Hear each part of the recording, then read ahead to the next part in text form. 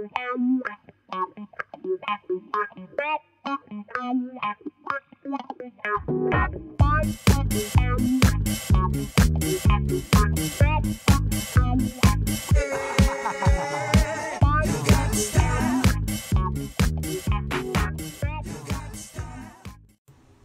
scenario we're going to be playing today is the 2015 Close Quarters. It has Kill Box in effect. You need 5 points to win. You get 1 point for dominating the close flag, 1 point for controlling the far flag, and then 2 points if you can dominate the far flag. Hey there, this is Malorian, and this is going to be a War Machine Battle Report. On the left, we have Josh running his Circle Army with Epic Morvahna, and on the right, we have Mark running his Legion Army with Epic Absylonia. Now on the left here, we're going to be having Epic Morvahna, who is running a Stalker and a Gorax. There's also going to be the Blood Pack, the Blood Trackers with UA, Skinwalkers with UA, 2 Gallows Groves, Victor Pendrake, and also a Gatorman Witch Doctor, and Stones with UA. On the right side, we have Epic Abby, who is running an Extreme Carnivian, 2 Scythians, 2 Rakes, a Shredder, also a Seraph, and 2 Death Stalkers, and also 2 Forsakens too. So basically what's happening here is the Legion player won initiative, and they're, well, actually, the Circle player won initiative and wanted to side with that wall because, walls are good and all that nice stuff. And so that means that Legion is going first on the right side.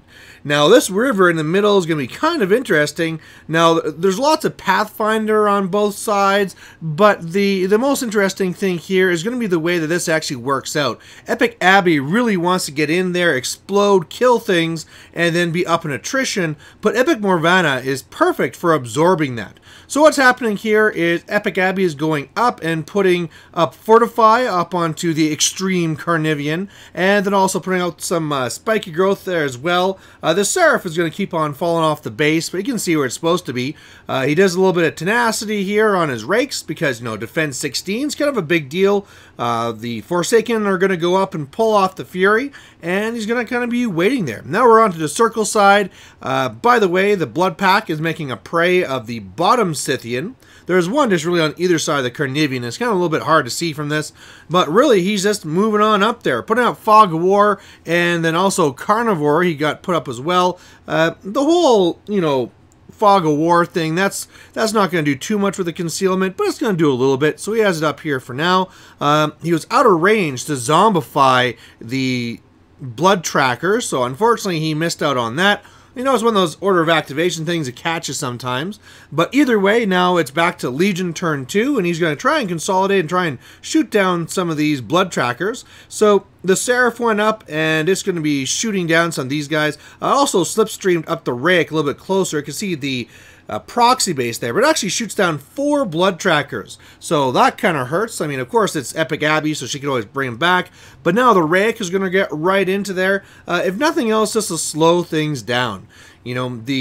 The last thing that the Legion player wants to have happen is that they're just going to get swarmed. Otherwise, the Deathstalker is kind of going up, but they don't really want to shoot anything there because if they shoot and hurt one of those Skinwalkers, they just get better. So otherwise, he is doing a spray here. He's going to try and kill Nawala, but unfortunately not really getting any spikes here. And one of the things that was interesting is that he didn't really share around the spiky growth. So he does have the Carnivian, which has +4 armor, so that's pretty awesome. But he didn't really pass that out as well to the Scythian. So they could be a little bit of a good target here. But now he also has a Rake going to the top, getting in there. Again, trying to tie up both sides. Something with this setup here is that, both sides can try and win this on scenario defensively. So this could be really interesting to see which way that actually goes. So anyway, we're going back to Circle turn 2, so now scoring stuff could happen. And he's going to start here with the Blood Trackers, and he's working on that bottom Scythian. Now, of course, with all these guys here, of course, if they had 4 more guys not shot down by the Seraph, that would have helped. But rolling through here, the Rake tying up, that doesn't really help some things. And then they do some okay damage and then back away. Next up here is trying to decide which side to go with. I mean, normally it's kind of hard to hit these things, but I mean, the Skinwalkers do have Carnivore. He did drop the Fog of War, but he kept up the Carnivore. And so with +2 to hit, they're going to do pretty good here. Starting to clear out some of these high defense targets, or at least trying. A little bit of bad dice. I mean, the nice thing about Epic Morvahna is that she can always lose some health in order to re-roll, so he doesn't really take advantage of that yet. He does a little bit of damage to Rake, killed one of the Deathstalkers, but either way, kind of, getting his presence seen there as he works himself across the river. Now he is putting Zombify up onto the blood trackers, but now the Blood Pack is going to go. And one of the things I noticed here again is that he forgot to move up one model, which was just, a simple mistake. And then one of the things too is that when he was starting to shoot is that he didn't really go after the Scythian. He was going more against the Seraph. And this is one of the things I think could have been a little bit of a mistake. Epic Abby does have psychosurgery, so she likes it when she has multiple things to heal. Plus, what you really need to do is take these heavies off the board when you can, and that didn't really happen right now. One really good move he made right here is he moved up the trees, and he's going to be hitting the spell on the one Scythian, so it can't use its Animus, which is removed from play, basically, which is huge for denying the feat. So, good move there to make sure that one happened. He was only able to hit that on the top Scythian though, so the bottom Scythian still has that ability. But now we're back on to Legion turn 3. A little bit of Fury issues there, and unfortunately the Shredder is going to freak out and kill a Forsaken. So a little bit of mismanagement of Fury, and I mean, those things can happen. You gotta watch it, and of course it's whenever you make the simple mistakes, that's when you fail that threshold and bad things happen. So otherwise here, he's now going to be going up with Abby. Of course, Abby wants to kill something to trigger the whole conferred rage and all that awesome stuff. And then after that, she can always teleport away and pop feet. So that's what's happening here. This is actually going to be the feet turn, so they're going to be going in and doing lots of damage. I felt like Abby going that far down was probably a little bit much. I mean, she could have gone a little bit higher and then teleport to the top flag.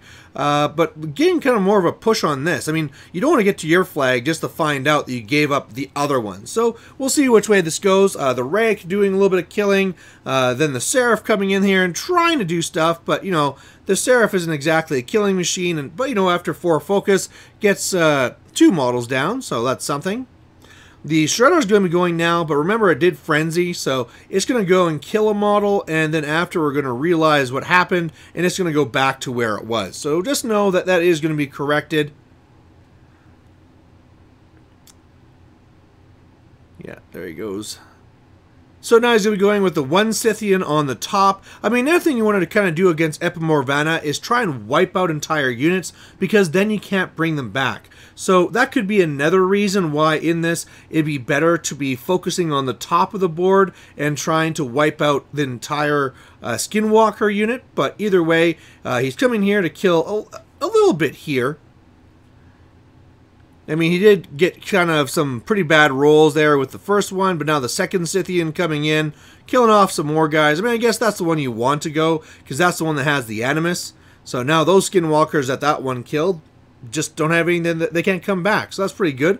Carnivian playing a little bit more defensively. Forsaken going up, trying to explode and kill the tree, but was out of range. And then really just up there, the Rake going and doing some damage as well. So leaving them with, I believe, is it 2 Skinwalkers left, back to the circle turn. And now clearly this is going to be his feet turn. He wants to pull all these things coming back. And again, this might be the time where now he's going to jump on the scenario, right? If he just kills his Seraph, which was already injured by the Blood Pack, and if he kills this Rake, well, he's going to be in a pretty good spot here. He could get to that flag and he could start controlling, and then if you feed everything in the way of his beasts, you could survive. Then again, it is a little bit dangerous here. Now, Epic Abby was not camping very much at all, and so I was wondering if this was going to be actually a magical assassination. That's a big thing that Epic Morvahna can do, but instead she kind of is going to be doing her feet here and bringing things back. Sorry, this is going to be a little bit later. The Blood Pack is going to be going first, sorry. And they're going to be killing the Seraph. And when the Seraph dies, well, then all of a sudden Abby has transfers again. So the idea of the magical assassination, that's really off the table now. I mean, With no transfers, sure, you can make that happen. But with 4 transfers, no, it's not going to happen. Otherwise, you have the Stalker that's going to go in and try and kill the Rake. Get some little bit of bad dice there. Again, I mean, you got to make sure these things die, because then you could have another one to do your sprints, get away. And now the Stalker could be actually killed by the enemy heavies. So Stalker not exactly in the best position, but the flag was cleared. So we'll have to kind of see if he does go for that or not. Just a little bit of calculations going on right now. And he is going to feat. So he's going to bring back all the blood trackers that he can. And the missing blood pack model that died as well. And now what they can do is just really just get into their face. Otherwise, he's going to do the same thing. I think it's called Sunder Spirit, where you get to make it so they can't use an Animus. So not as big of a deal right now, but I mean, yeah, also doing some damage to the Scythian and trying to damage it more. It's going to be a big game of attrition here, so might as well get at it. Otherwise, some rolls on the Rake at the top, and actually killing that Rake too. So having both those speed bumps gone, the Legion player is in a little bit of trouble. And he was also very hot on Fury. And the killer here is that he failed with the Carnivian. So one of his heavies completely wasted. And so really, really bad luck. He's going to try and tie up the Skinwalkers with the Death Stalker. And one of the things I saw here, he was trying to deliver things so that he could get to Morvahna. Like, he could kill the Gorax, then she has nothing to transfer to because the Stalker was maxed up. But I saw it where if one of the Scythians was to go and kill just the tree and the one blood tracker in the way, because you notice that these blood trackers forgot to move, a little bit of a mistake from the circle player, then the second Scythian could charge in and kill the Stalker. And when the Stalker goes down, and remember, there's also going to probably chain attack and going to attack everything around it. You know, that would be a really big thing for attrition here. So that's something I was looking at. Otherwise, you had the Shredder that went off and killed the other tree. You know, both trees are off the table now. And now the Scythians are starting to go, and it's really clear that he's not going to be going for the Stalker. By this, you can see that where she teleports, she's actually going to go for Scenario. So she was able to kill enough stuff around her, go back to the flag. So she dominated for 1. So it is now 1-0 for the Legion player. And now it's going to be a real attrition fest. Again, spiky growth is nowhere to be seen. You know, a lot of the Fury had to be used for psychosurgery and other stuff. Otherwise here, it's starting to turn into a shooting gallery as they're all trying to take down the Scythian. But it's, you know, it's like on life support, barely being there. Otherwise, he's going to come back and he's going to zombify the blood trackers again. And then now the blood pack is going to start shooting.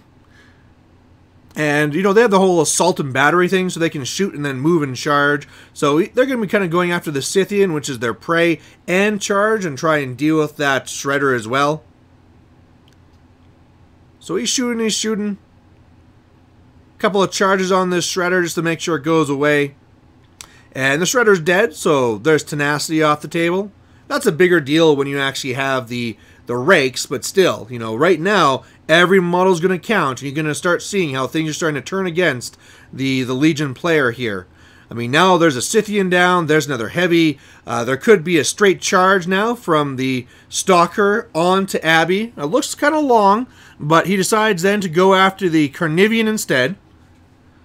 So, I mean, big time if both those heavies go down. Yeah, it's basically over. So they roll it off, but he's not able to kill the Carnivian.